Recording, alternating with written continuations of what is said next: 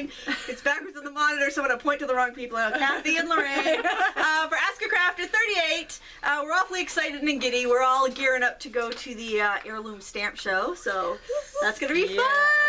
Yes, so exciting. Springfield, Massachusetts at the Big E. If anybody wants to come on over and say howdy, more than welcome to. Yes. That's going to be awesome. We can have an That would be entourage. wonderful, yes. I'm leaving tomorrow. Oh, to get there. yeah. Yeah. Oh, you are, really? Yeah. That's I need to exciting. get a good parking space.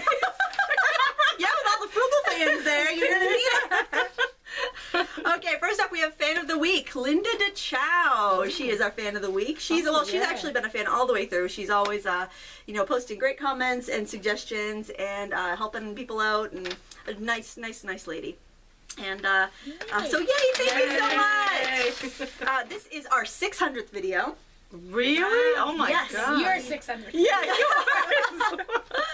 So that's kind of fun. That's exciting. That's brilliant. That is. Awesome. Yeah, I think that Congrats to you, too. and I think 300 or no 400 have been done in the last year actually. So yeah, Yeah, you're rather Stepping prolific. up production. picked it up quite a bit. It's like the chickens. Yeah, the chickens, our egg-laying chickens. We're all discussing our chickens and their various stripes. And she has one rooster and 10 chickens. The poor rooster is quite put out, quite overworked. Overworked, yeah. All right, so we've got a lot of questions. We better get to them because at this rate we're not going to get anything answered. Well, I got one here because it just came in. Karen Irwin asks, I'm probably too late for this week. Well, I was checking my email when you guys were. I was waiting for you guys.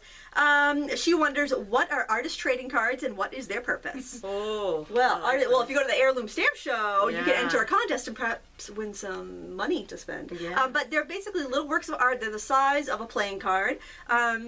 They're usually, you make up a bunch and you go to events where you can trade them or you swap them online.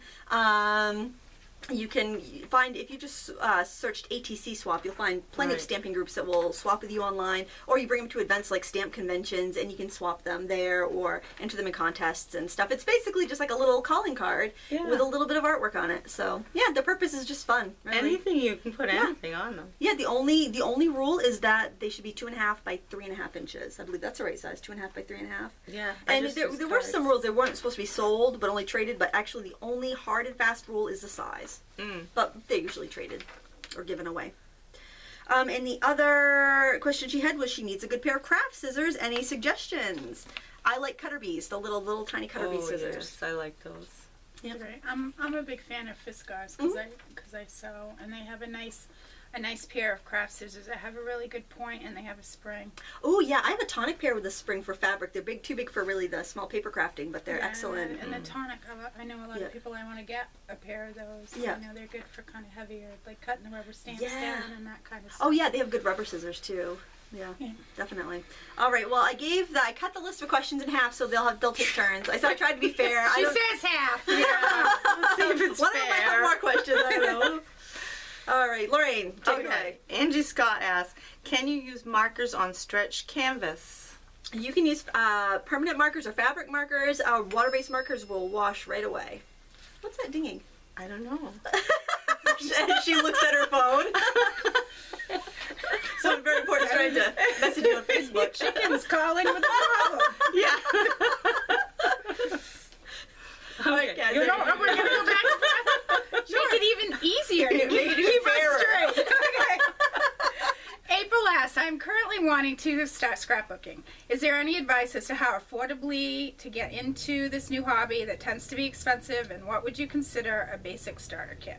All right. Well, there was a lot of really great advice. A lot of people replied to her actually, and that was awesome. I would recommend a good portable paper trimmer. Like I use the Cutter Peed with a little rotary Cutter Peed trimmer that folds up. And you can replace the blades and the little cutting pads. I've had one going for over 10 years. As long as you don't drop it, it should be pretty good for you, but it is plastic, so if you drop it, you're gonna knock it out of alignment. Good pair of scissors, cardstock in basic colors. I like those stacks of 180 sheets by Die Cuts with a View at Joann's because they go on sale for $10. If you find a stack you like with a good variety, that's a good bet, and that will keep you for quite a while. What else? You guys think a beginner would really use? Some marker for journaling. Yep. Something. Oh like yes, the mementos. Sakura mementos. Yeah. Yeah. Because you can, color stamps and Basically, just doodle start because you don't have to spend a lot of money. No, a lot no. of people think, oh, I can't do that because it costs so much. Mm-hmm. You Yes, really just need build some up over paper and time. some scissors and, Right. Just and start. something to write with. And once you start getting into it and have kind of a feel for your style, you'll realize, like, I really want to stamp, or I really want to make more three-dimensional kind of things to go towards flowers and die cuts and stacking or laying. Or you might be a really graphic person. There's so many free printables too. If you get like a ream of white cardstock, you could print off a lot of your embellishments for free on the internet. You could use, she mentioned her kids have a lot of art supplies. You could get white cardstock and make backgrounds and put your photos on that. You know, journal with the pens that you have. You know, you want to get an acid-free pen, but you can really, you know, you can really use what you have. And one lady, I think it was Melissa, mentioned that go to a crop, go to a place where you can see other people, you'll get ideas, and you can also share supplies. And that's a great way to figure out whether it's something you would use if you bought it. You know, it gives you a chance to try it out and meet people. And it's a good craft for sharing. Yes. You know, people will always be like, oh, here, try it, take this. yeah. Oh, I don't need this anymore. Yeah. Take these. Or do you want these stickers? Well, we all met at crops. I met you at the Right. church crop, and well, we met from the twins group, but we also went to Nancy's Went to to scrapbook together. too. Yeah. Yeah. So absolutely, all those. And thanks everyone for the tips. Oh, do you have something to add? Well, I was just gonna say, like, as you do all the time, there's stuff around the house. You know, like bottle caps. You can save pretty cool sodas, or the Yeah. Smirnoff That's true. caps are really Tags, cool. clothing labels, and Not that I tags are would pretty. know, but Yeah, It's true. There's a lot of Yeah. stuff you can use. absolutely.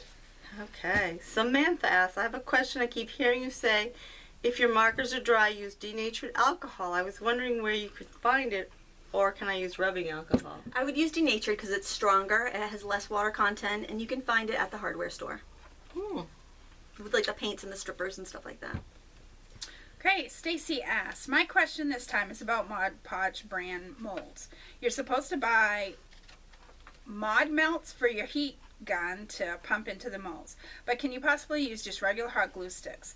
The mod melts are expensive, and if I do use hot glue sticks, can I decorate them with paint and such? Oh yeah, I was using hot glue and molds before the mod melts and mod molds came out. It works great, and you can paint them or dust them with Pearl-Ex or whatever pearly powders you have.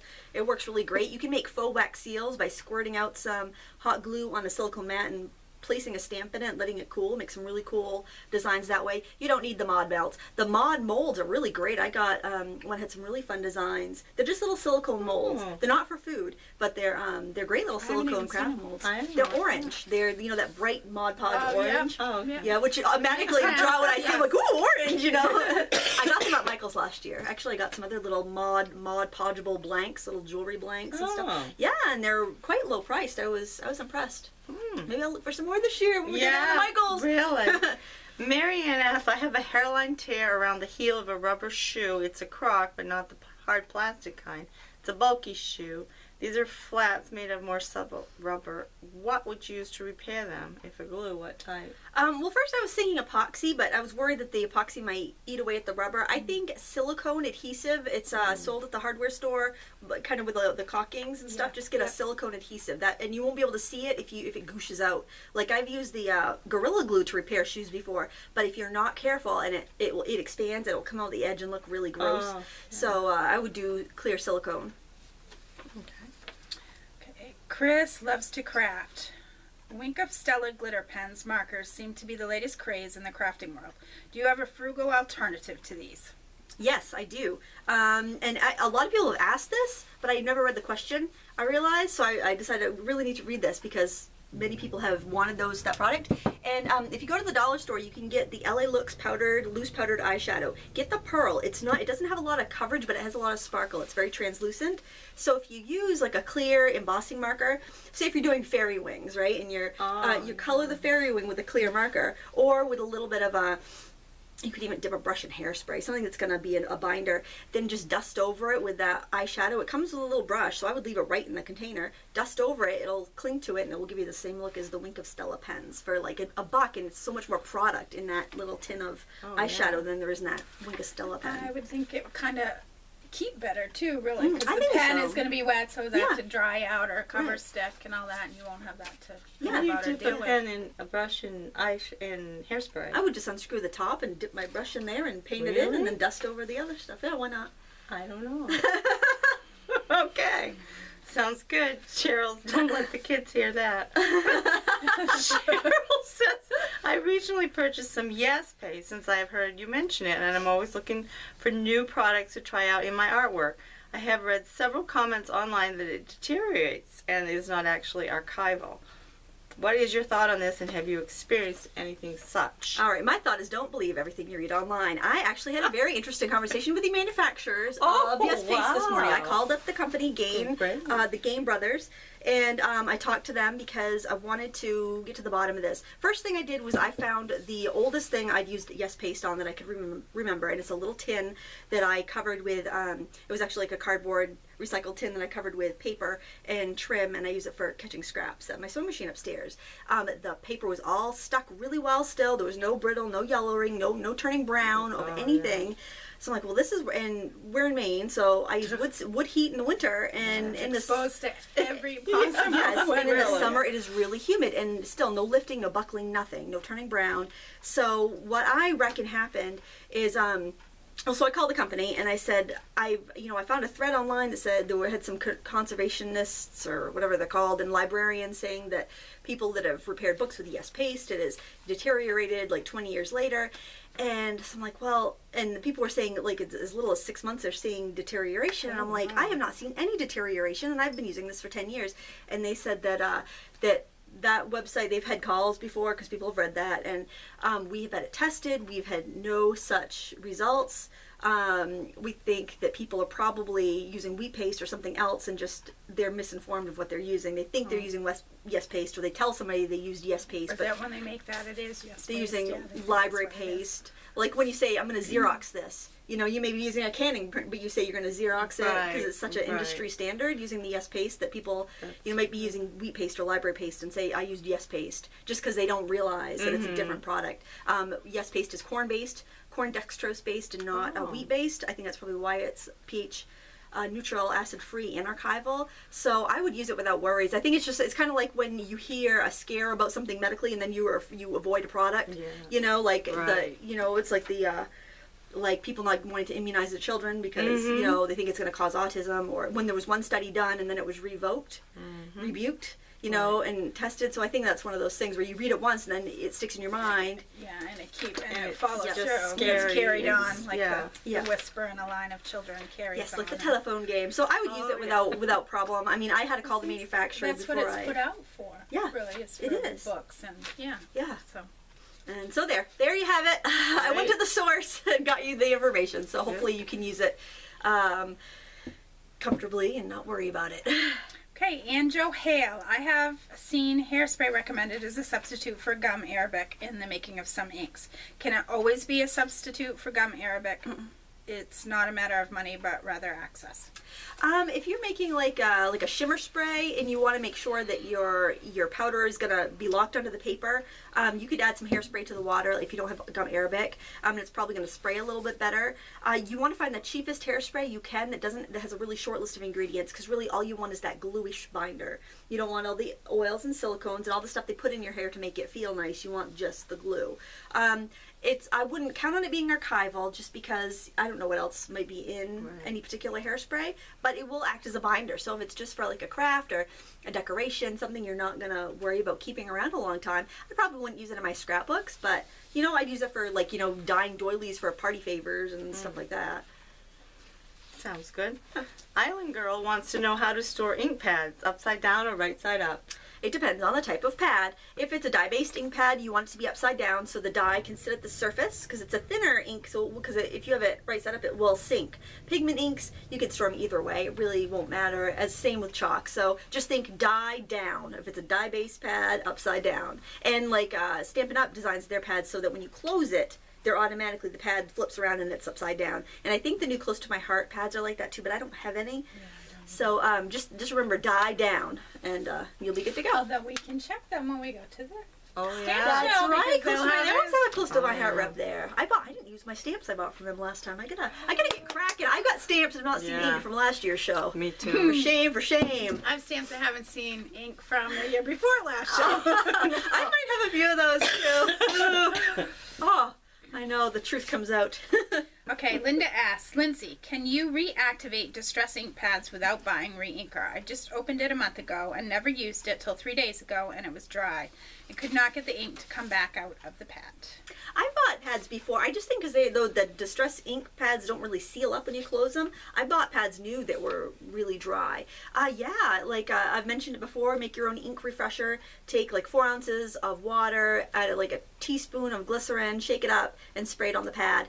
Let it sit overnight so it can sink in there and get all juicy, and you'll be good to go. Because the ink is in there. You're not just, spraying a dry pad. There's ink in there. You just need to liquefy it. And it is reactive with water. So, I mean, probably just plain water will be fine. But the glycerin keeps it from getting too thin, and it keeps it from, it'll keep it from drying out as quickly because it will kind of keep the moisture into the pad. Sounds good. Linda has a question about Lindsay's techniques. You always have such excellent ideas.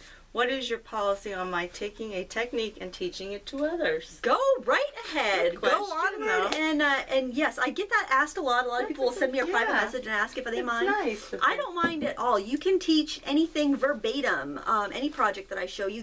My only restriction, because I submit a lot of work to publications, is that you don't copy something exactly and then send it to a magazine to be published. Because I send a lot of my work out to magazines, and you really should, if you're getting it published, you should be your own idea, your own take on it at least. But for teaching, go right ahead. You can, copy the projects. You can buy my tutorials at my Graphico and photocopy the patterns to pass out. You can't share the files, but you can photocopy the patterns and pass it out to the people in your class, the children or adults in your class. I'm totally fine with that. I think the more we all share, the more the craft and art world is going to grow and stay thriving. And stay thriving. Yep. Yeah. Definitely. Great. Well, did we get there. through all the questions? Let me see. What Look is at the that. time? 16 minutes and 53 seconds. I was so worried that we were going to be like, Yeah. chickens, cowboys, stamp show. Yeah, stamp show. Chickens, cowboys, stamp show. There we go. I just summed up the entire show in 5 seconds. Oh, and we did answer some questions. Yes. Yeah, we did. Well, it was funny. I went to gather up the comments, the questions, and there were 90 comments on the video, and I was like, oh boy, Wow. how am I gonna, wrap it up into enough questions? sort But it there out. was just so much wonderful input, and I Going did back answer a and few forth. questions there. That's really Yeah, but a lot of it was just great advice Yeah, that's from really viewers, neat. for Yeah, I other like people. that. Yeah, it was great. So yeah, are you guys both up for next week's show? Do you think? Oh, yeah. You guys aren't gonna fight or anything? It was fair enough. I think I did a pretty good job because nobody Yeah, had it 2 was- questions in a row. It was fair and square, even Steven. Yeah, I I think won't be down. I'm pretty I good won't with be it. here next I'm week. used to Oh, 3 that's kids, right. I'm going to be gone. You're gone. You're gonna. Yeah, I'm going to Massachusetts. You're going to Massachusetts early. early. Yeah, leave me something, will you? Don't Yeah. buy up Michael's before I get there. You know the product Oh, that I I know. want. Don't buy Oh, that. yeah, that's true. So what are you looking, what place are you looking most forward to checking out? I at the really stamp like shop? Lost Coast. Lost Coast. Yeah, that's Lost usually Coast. our first stop. Yeah. Even though, we kind of go down that, but then we work our way yeah. over to there. Yeah. I'm Check it out. Fantastic. Yes. It's just wonderful, so wonderful nice. lady. Yeah, I'm hoping that Technique Junkies. I'm hoping they have this because they somehow merged with Stamp Camp. I'm hoping they have the Stamp Camp stamps Oh. back Because I they weren't loved there hers. last year, Oh, they and they were the year weren't. before, and I spent a pretty penny. Yeah, Year we'll show before. you what we bought. I'll show you what I bought. I'll see if yeah. these gals would do the same. So thank you so much for watching. Have a great week. We'll see you next time. Until then, happy crafting. Happy crafting. Bye.